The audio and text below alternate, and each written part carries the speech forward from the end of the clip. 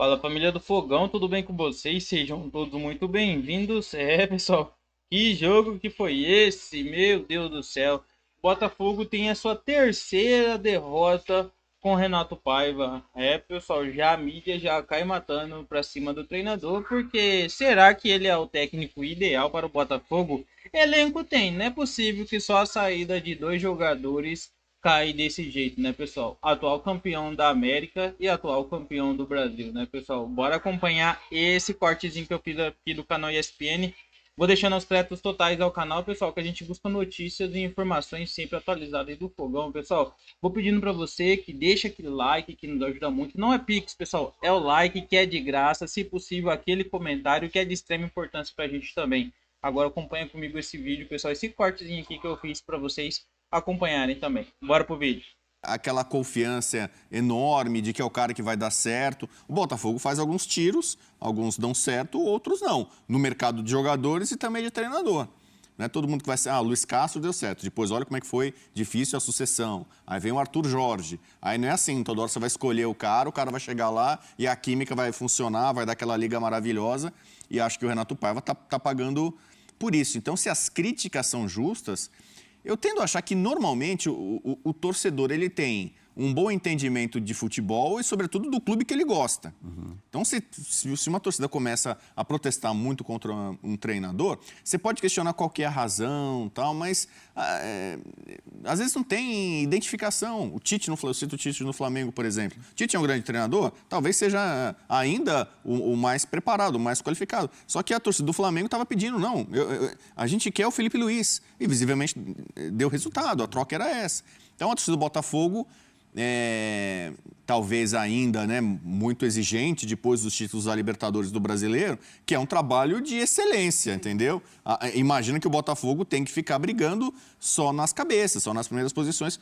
E o Renato Paiva tem penado com resultados e muitas vezes com desempenho também, né? A torcida do Botafogo cobra isso. Agora, o Botafogo é uma SAF, tem um dono aí, né? Cabe a ele fazer a mudança de rota ou não. Eu acho que talvez ainda teria que ter um pouco de paciência com o Renato Paiva, mas pedir para o torcedor do Botafogo... E entre os dois clubes a gente pode até discutir mercado, né? De Como? peças. Porque, assim, o Botafogo, ele sem Almada e sem o Luiz Henrique perde muito, mas ele desmanchou um elenco. Assim, as opções que o Botafogo tinha também muito utilizadas, como o próprio Júnior Santos, ele negociou, ele abriu mão. Então, se a gente olha para o mercado do Atlético, a gente pode discutir o nível, né? Mas, assim, trouxe opções. Trouxe Gabriel Menino, trouxe Rony, trouxe o Coelho, trouxe o Júnior Santos. Então, assim, fica na figura do Arthur, mas a gente discutir também, né? O time que se movimentou pensando nesse início de temporada, talvez o Botafogo esperando muito a próxima janela, como foi no ano passado. A gente fala de pressão para cima de um treinador com 7 jogos. 7. Vamos ouvi-lo? Ouvir o Renato Paiva, mas a gente começa com o Cuca, depois dessa vitória, a primeira vitória no Campeonato Brasileiro. Boa noite. Né, foi bem ofensiva assim no primeiro tempo e no segundo, por conta da expulsão, acaba sendo mais difícil fazer jogadas parecidas, né? Queria saber como é que o senhor vê essa virada de chave agora, pensando também na Libertadores nessa semana. Obrigada. Boa noite. Claramente há 2 jogos aqui, um 11 contra 11 e depois 11 contra 10. 11 contra 11 já era difícil, porque de facto eu tinha dito antes, é uma equipa do Atlético Mineiro que joga muito mais do que a classificação demonstra. E o que nós fizemos aqui foi com muita personalidade. Sabemos como é que o Atlético Mineiro defende, muito homem a homem, conseguimos sair em muitos momentos da pressão individual que nos exerceram, conseguimos chegar ao último terço e novamente no último terço não conseguimos definir a maior parte das jogadas, se bem que terminaram algumas em finalização, mas as melhores jogadas e as mais perigosas no último passe e na última decisão não conseguimos dar continuidade a isso. Mas a equipa demonstrou uma grande personalidade, esteve muito bem no jogo, muitíssimo bem no jogo na primeira parte. O Atlético Mineiro, numa ou noutra bola parada, criou ali situações de mais ou menos perigo, defesas não muito difíceis do Johnny. Nós tínhamos o jogo mais ou menos controlado, tirando ali uma grande oportunidade em que o Jair e o Vitinho se embrulham os dois e depois a bola vai à malha lateral.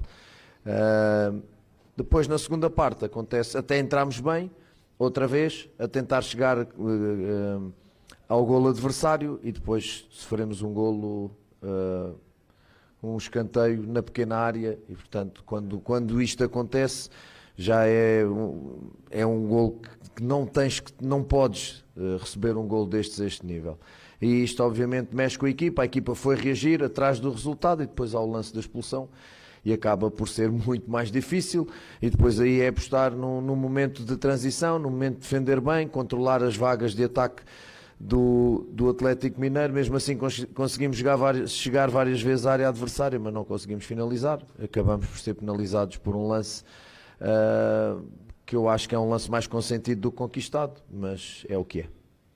Também é mérito, obviamente, para a bola parada do adversário, como é normal, mas temos que a defender melhor. Renato, aqui do lado esquerdo, Giovana Oliveira, da Rádio Transamérica. Olá, boa tarde. Boa tarde. Eu queria que você analisasse essa fragilidade defensiva que o Botafogo vem tendo. Dos 7 jogos que você comandou, não sofreu gols em apenas 3 partidas. E também sobre esse nível técnico que a equipe vem tendo, né? As atuações estão sendo bem abaixo do que esperado deste Botafogo. Boa tarde. Boa tarde. Eu não estou muito de acordo com a senhora, peço desculpa. Os resultados refletem uma coisa, as atuações refletem outra. Até lhe vou dizer mais. Os jogos que ganhámos até performámos pior. Entende? Fomos mais eficazes nesses momentos. Houve jogos em que nós jogámos pior e conseguimos ganhar. Eu acho que a última exibição contra o São Paulo é uma muito boa exibição da nossa parte em termos ofensivos. Em termos defensivos, de facto, estivemos com uma equipa muito espaçada em alguns momentos e depois com alguns erros claros acabámos quase por oferecer golos ao adversário. Mas também é verdade que nós começámos muito bem o torneio, os 2 primeiros jogos do campeonato 0 golos feridos, acho que isso não acontecia há um monte de tempo no campeonato para o Botafogo, mas isso também não são medalhas, nós queremos é seguir e de facto o que eu acho é que nós estamos a sofrer golos que são perfeitamente evitáveis. Há golos mais evitáveis que outros e eu acho que há golos que nós estamos a conceder que são exatamente evitáveis. Estou-me a lembrar o golo do Bragantino, por exemplo, mais uma bola parada. E, portanto, eu acho que a equipa tem vindo a crescer, em função daquilo que é a realidade atual da equipa, tem vindo a crescer. Fez um jogo muito interessante em questões ofensivas contra o São Paulo, repito. E hoje, outra vez, uma primeira parte, para mim, de muita qualidade. Temos que perceber onde é que estamos a jogar e contra quem estamos a jogar. Mas, efetivamente, e aí concordo, os resultados não estão a aparecer. Portanto, a fase não é boa, mas este grupo já sabe o que é isso. Já reverte, este clube já teve momentos difíceis, já reverteu, portanto é isso que vamos continuar a fazer com o trabalho. Tá, aí numa partida que o Atlético chutou mais, 13 contra 7, no gol efetivamente 6 do Galo contra 2 do Glorioso. A gente pode até ver o gol, já que o Renato Paiva citou esse assunto, de quem que é a falha mais aí? É do goleiro, do John, que é na pequena área, ou capitão? Eu acho que ele errou o tempo de bola, O John. Então, erro fez de uma tomada leitura de decisão. Isso, exatamente, a leitura errada.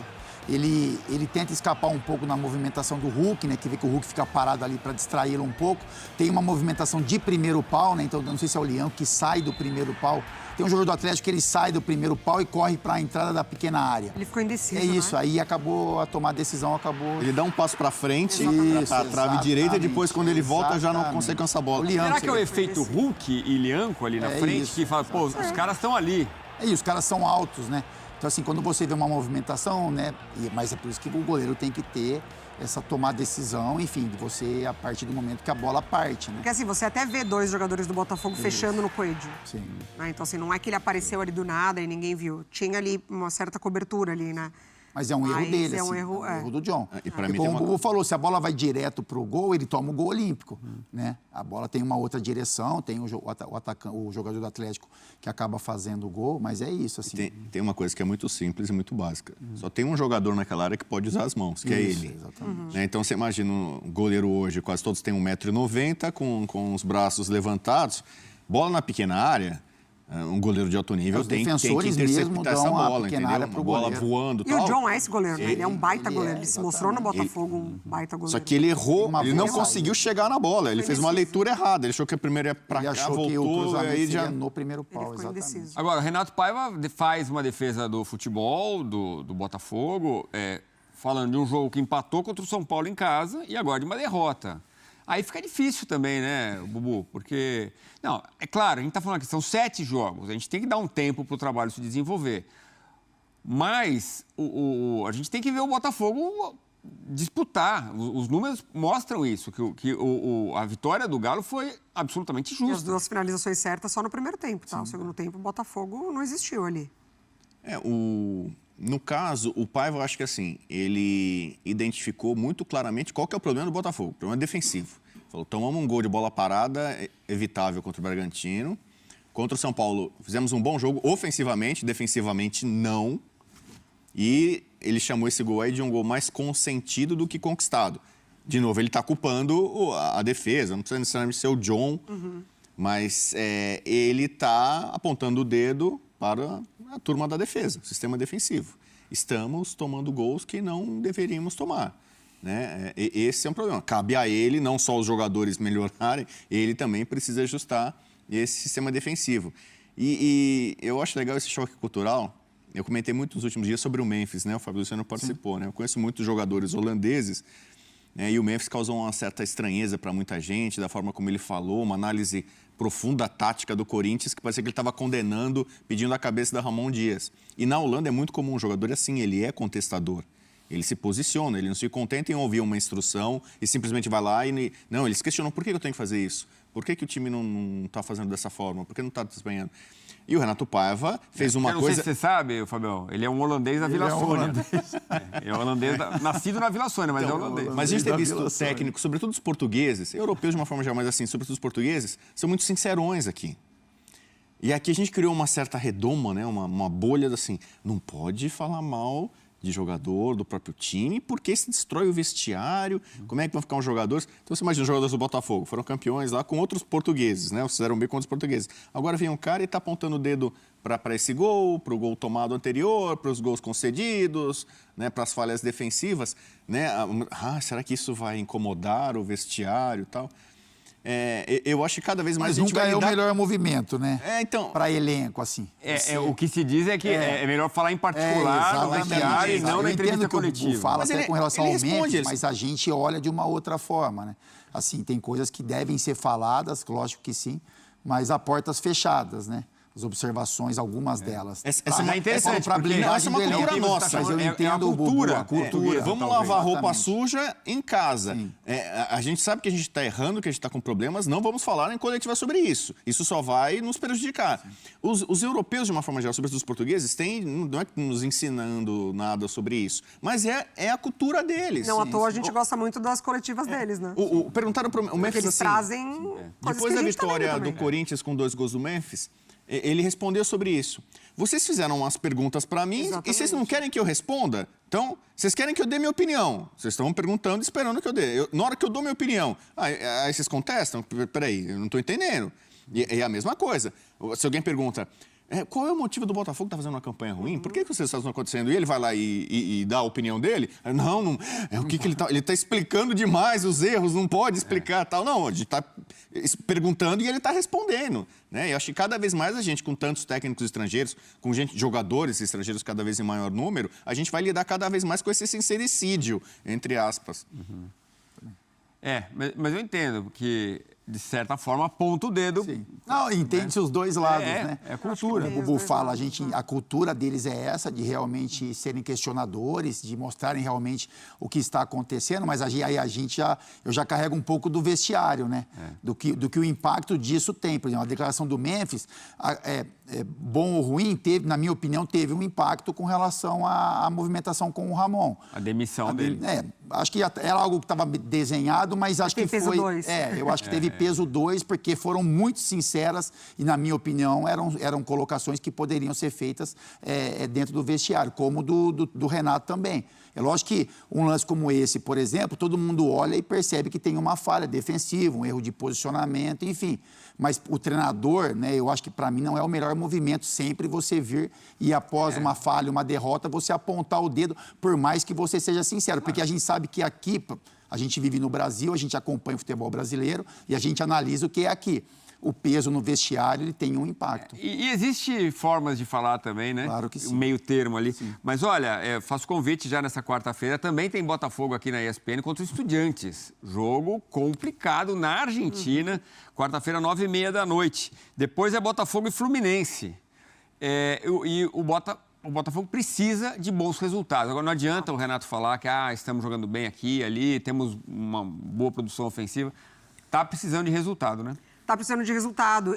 Assim, quando ele chega, né, ao Botafogo, ele fala muito sobre tentar manter uma ideia, um caminho que acontecia com o Arthur Jorge. Então, assim, um estilo de jogo muito parecido.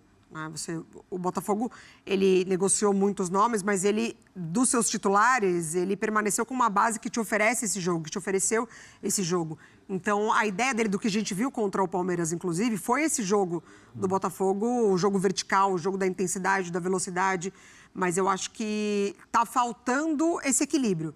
Porque se a gente vê 2-2 contra o São Paulo, de fato, lá na frente ele se garantiu, mas lá atrás não. Então, o Botafogo da temporada passada era muito equilibrado. Assim, um meio de campo muito combativo. Ele ainda tem esses meio-campistas. Não tá podendo contar, mas ele ainda tem esses meio-campistas. Então, acho que tá faltando resgatar esse equilíbrio. Bom, vamos pro intervalo. Rapidinho a gente já volta com mais. Então é isso, né, torcida? Vamos aqui repercutir mais uma notícia que eu separei para vocês. Pessoal, olha só, Alex Telles prega união ali após derrota do Botafogo. Não é um momento de abaixar a cabeça. Pessoal, o Botafogo acumulou mais um resultado ruim nesse Campeonato Brasileiro neste domingo.